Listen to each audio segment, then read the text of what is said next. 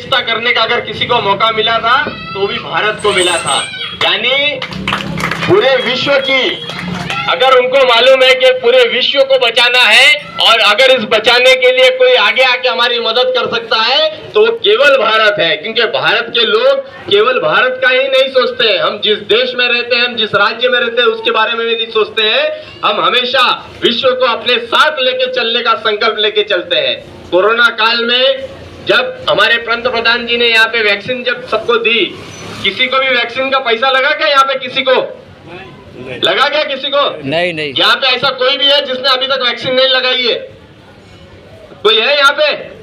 तो जब पूरे भारत में सब लोगों को वैक्सीन लगाने का प्रयास हमारे पंत प्रधान जी करते हैं, सब लोगों का उपचार भारत में करते हैं, भारत में इतनी जनसंख्या होने के बावजूद भी यहाँ का जो कोरोना काल से जो लोग मरे हैं उसका रेशियो 1% भी नहीं था। इतनी बड़ी उपलब्धि, इतना बड़ा संकल्प लेके हमारे पंत प्रधान चल रहे हैं और पूरा विश्व हमारी ओर देख रहा है कि हम क्या कर रहे हैं। आज हम केवल महामारी से या लोगों का उपचार से नहीं, तो चंद्रयान पे चंद्रयान भेजने का भी सपना किसने पूरा कर रहा है? तो हमारे भारत के जो नागरिक है, हमारे भारत के जो साइंटिस्ट है, उन्होंने आज पूरा किया है।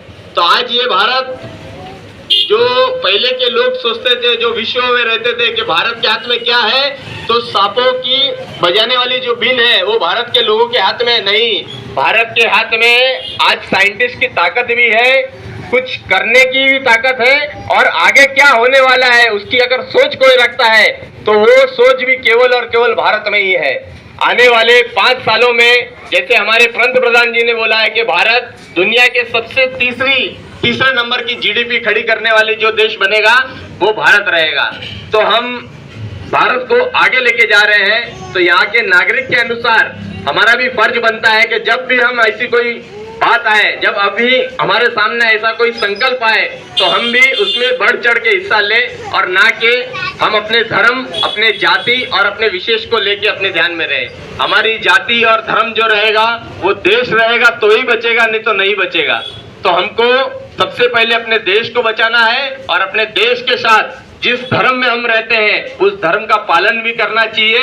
और अगर कोई अधर्मी अपने मार्ग से भटक गया है तो उसको सही मार्ग पे लाने का काम भी यहाँ के लोगों को करना है। हम कभी भी जाति और धर्म की बात नहीं करते, हम सबको एक साथ लेके चलना चाहते हैं, पर आपको भी बढ़ चढ़ के एक साथ आना पड़ेगा। आप केवल बैठ के अपने धर्म की इबादत करोगे, अब ये नहीं चलने वाला है। आपको अगर भारत में रहना है तो भारत जैसा सोचता है, भारत जैसी संस्कृति रखता है, भारत जैसा सपना देखता है, वैसा सपना आपके दिल में भी होना चाहिए। आप अपने रब की इबादत करो, हम अपने रब की इबादत करेंगे। पर जब कभी देश की बात आएगी तो आप भी घर से बाहर निकलिए और हम भी अपने घर से बाहर निकल के इस देश के लिए कुछ करने का काम रखेंगे। यही संकल्पना, यही सोच के साथ मैं अपनी वाणी को यहाँ विराम देता हूँ।